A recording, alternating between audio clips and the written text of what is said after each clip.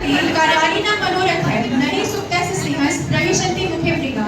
इसका अर्थ यह है कि कड़ी मेहनत करने से ही सारे कार्य सिद्ध होते हैं, केवल मन में बड़ी बड़ी इच्छाएं कर लेने से नहीं। बिल्कुल उसी प्रकार जिस प्रकार से सोते हुए शेर के मुख में भी हिरण खुद ब खुद प्रवेश नहीं करता है, उसे भी उठकर जंगल में शिकार के लिए जाना पड़ता है। अतः मनुष्य को अपनी हर इच्छाएं पूरी करने के लिए मेहनत करनी चाहिए। धन्यवाद। विचार लो कि मृत्यु हो, न मृत्यु से डरो कभी। मरो परंतु यूं मरो कि याद जो करे सके। हुई नहीं सो मृत्यु तो वृथा मरे वृथा जिए। मरा नहीं वही कि जो जिया ना आपके लिए। वही पशु प्रकृति है कि आप ही चले, वही मनुष्य है जो मनुष्य के लिए है। मैत्री शरण गुप्त के द्वारा लिखी गई यह पंक्ति मनुष्यता कविता से ली गई है। तो इसी पंक्ति के साथ ही हम अपनी आज के असेंबली का शुभारंभ करते हैं। A very warm and delighted good morning to everyone present. I am Khushi Singh alongside my co-anchor Sonia. Welcome you all to today's morning assembly. Attention! Stand at ease. Attention! We wake up every day and bow our heads to pray, thanking God for the new day and seeking guidance as we sing. With these lines, I request the prayer God to lead us in the prayers. So join your hands, close your eyes, and bow your heads for the prayer.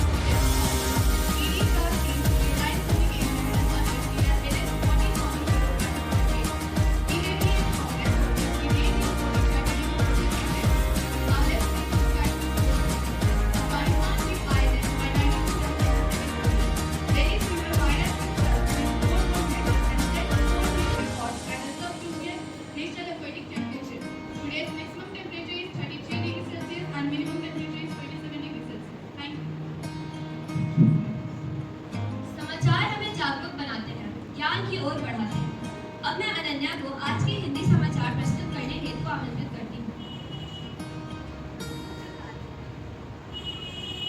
सुप्रभात। आज का समाचार मेरे द्वारा America में नवंबर में होने वाली मध्यावधि चुनावों को लेकर राजनीतिक गतिविधियां तेज हो रही हैं।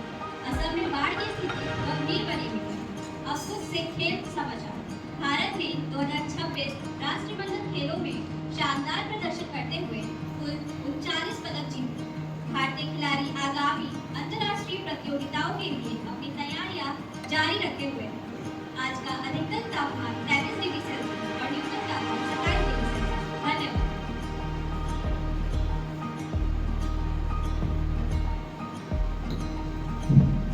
Sumayya, I think we should reveal the topic of today's assembly.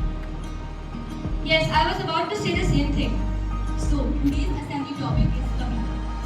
By the way, have you all wondered why poetry still matters in today's world of reels, short videos, and endless scrolling? Let me answer this question. Poetry is not just about beautiful words. It is the voice of emotions, ideas, and courage. It enhances our language and teaches us to express our inner core through words. And you know what? In context to our Indian history, even the Britishers were afraid from the power of poetry and our great poets. This proves that a pen is stronger than any weapon. कविताएं केवल शब्दों का संग्रह नहीं होती, बल्कि वे भावनाओं, विचारों और जीवन के अनुभवों की संजीव अभिव्यक्ति होती हैं। कभी वे हमें साहस देती हैं, कभी प्रेरणा देती हैं, तो कभी स्वयं से मिलने का अवसर। कविता अमृत के समान है।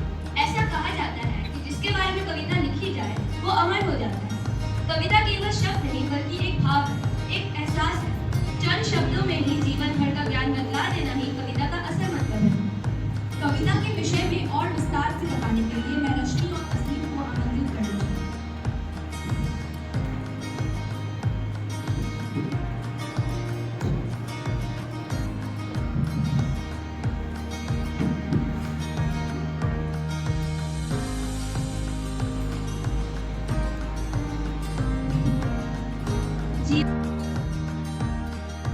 बेहद प्यारा था, वह डूब गया तो डूब गया।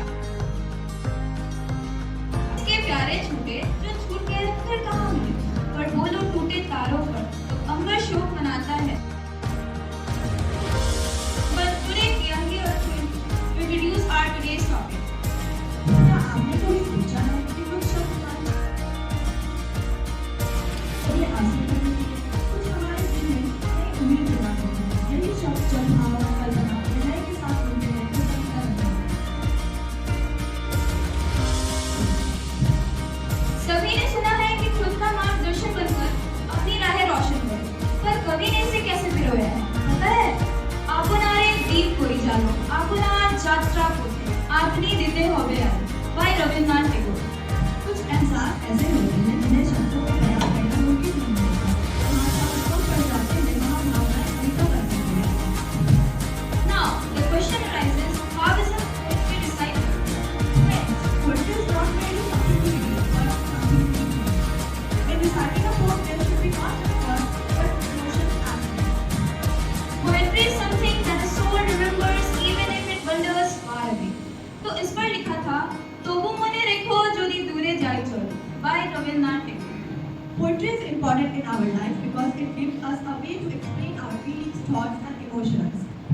Poetry also brings beauty to simple moments and gives us comfort, hope and inspiration in life. लफ्जों से जो बात दिल तक पहुंच जाए वही कविता कहलाए। कुछ एहसास जो कहे ना जाए वही कविता बनकर सामने आए। The question arises again that how is a poem written? Poem is written less with the pen, more with the mind. कविता लिखने के लिए सिर्फ शब्दों की जरूरत नहीं होती है, एहसास और सच्ची भावनाओं की भी जरूरत होती है। Some famous poets: Bengali poets Rabindranath Tagore, Qazi Nazrul Islam; Hindi poets Kabir Das, Tulsidas; English poets William Wordsworth, William Shakespeare, Robert Frost. अल्फाज तो सबके पास होते हैं पर एहसास हर किसी के पास नहीं। अल्फाज तो सबके पास होते हैं पर एहसास हर किसी के पास नहीं। जो दिल की धड़कन को शब्दों में पिरो दे वही असली कवि है और वही कविता है। जैसे कुछ राही सुकून की आजादी के लिए आगे बढ़ते हैं, तो कुछ जिम्मेदारियों के तले दबकर पीछे हट जाते हैं। एक कवि ने इस धड़कन को कुछ शब्दों में इस तरह पिरोया: The woods are lovely, dark and deep, but I have promises to keep, and miles to go before I sleep, and miles to go before I sleep. by Robert Frost. A poet doesn't simply see the world with their eyes, they feel it with their heart. They notice the little things, understand the unspoken emotions, and turn these feelings into beautiful words. Thank you everyone. Have a wonderful day.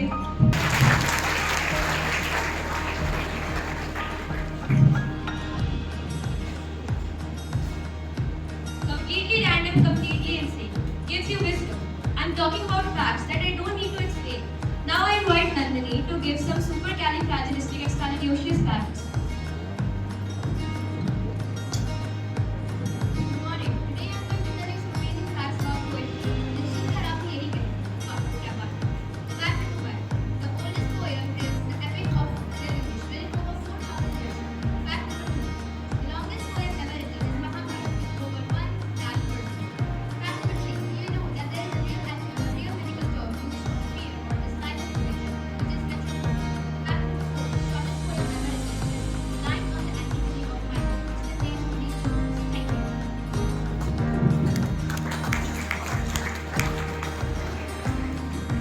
वाह, क्या बात है। सोच छोटी हो तो हर चेहरा गलत दिखाई देता है। सोच ऊंची हो तो हर इंसान में एक सीख दिखाई देती है। कीचड़ उछालना आसान होता है, चरित्र बनाना नहीं। इसलिए अपनी सोच ऐसी रखें कि सम्मान बांटे आसमान में। तो इसी के साथ I invite Mariam Apoorva Kriti to present. Good morning everyone. Today's thought delivered by me. Poetry is when an emotion has found its thought and the thought has found its words.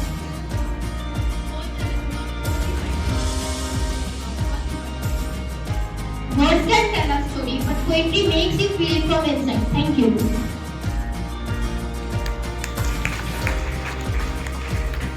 Now I request Sabine and Jia to present their English poetry.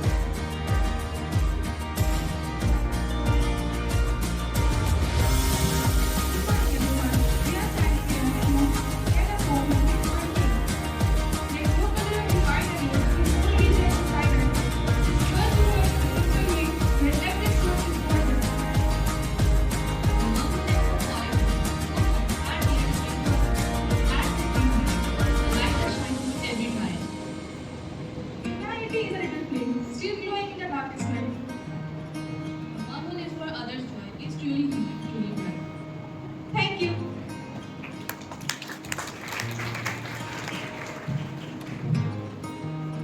जिंदगी एक सफर है सुहाना, यहाँ कल क्या हो किसने जाना। इसी से संबंधित एक हिंदी कविता अब सर्वेश्वर याशिका प्रस्तुत करने जा रही है। सुप्रभात। आज हम आपके सामने एक कविता प्रस्तुत करने जा रहे हैं। इसका शीर्षक है जिंदगी, जिसे मैंने स्वयं लिखा है। जिंदगी जिंदगी ये वो सफर है जो हमें हर चीज सिखाती है। इस मोड़ पर क्या करना है ये हर एक बात बताती है। इस सफर में हम हर एक एहसास और पहलुओं से रूबरू होते हैं और इनकी यादों को हम मोतियों के जैसे पकड़ते हैं। ये हमें बताती है कि हर एक मोड़ में कई मुश्किलों का सामना होगा और उस समय हमें अपने आप को ही थामना होगा। कांटों से भरे रास्तों पर चलना पड़ेगा और खुद को साबित करने के लिए इस सफर में कोई लड़ेगा। जिंदगी कुछ ही लोगों को जीने का अवसर देती है, मुझे खुद कर जियो ये अक्सर कहती है। ये बहुत खूबसूरत है मगर लोग इसे मानते हैं। ये लोगों को बहुत कुछ सिखाना चाहती है मगर ये बात कोई जानते हैं। ये आज है तो कल नहीं, इस पल है तो उस पल नहीं। तो हमें इस सुहाने सफर को खुलकर जीना चाहिए, सभी के साथ मिलकर जीना चाहिए। जरूरी नहीं कि जिंदगी का हर एक सफर सुनाना होगा और ये बात हमें उनको समझाना होगा। कुछ लम्हे यादगार होंगे तो कुछ भुलाने के हकदार होंगे, पर इन सबको मिलाकर ही तो जिंदगियां बेमिसाल हैं। अब इस कविता को खत्म करने के लिए हमें माफी चाहिए, क्योंकि इस सफर को समझाने के लिए हमें कुछ लफ्ज नहीं बात ही चाहिए। धन्यवाद।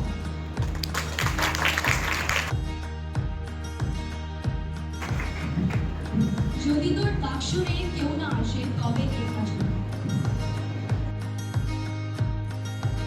लक्ष्मी, यदि तुम्हारी पुकार सुनकर कोई साथ ना करते रहो। Now I invite Shweta and Sujata for a Bengali poem.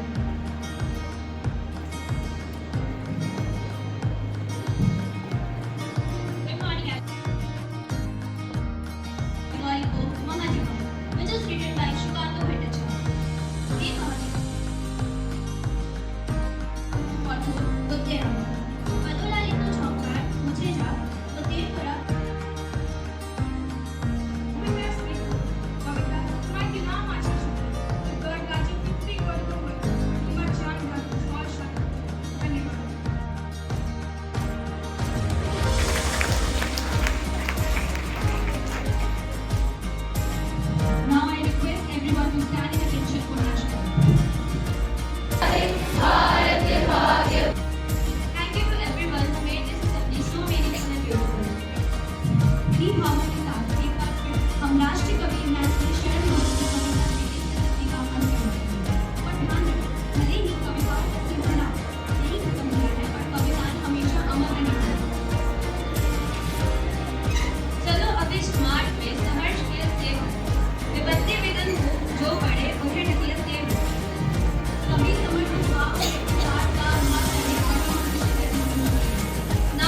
request everyone to